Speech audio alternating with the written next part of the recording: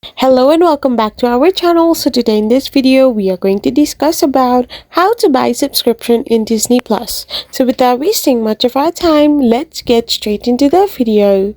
So to buy subscription in Disney Plus, all you need to do is simply tap open a web browser of your preference and type in the URL www.disneyplus.com.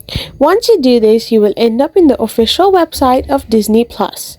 So once you are here, you can simply find two options, one to sign up and save right now or another to get them both.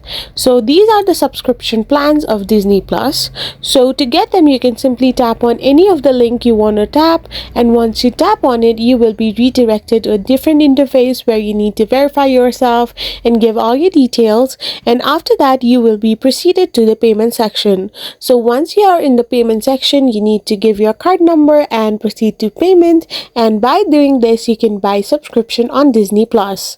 I hope you found this video helpful, so don't forget to hit that subscribe button and do give us a thumbs up. We will be back again with more informative videos. Thank you for watching.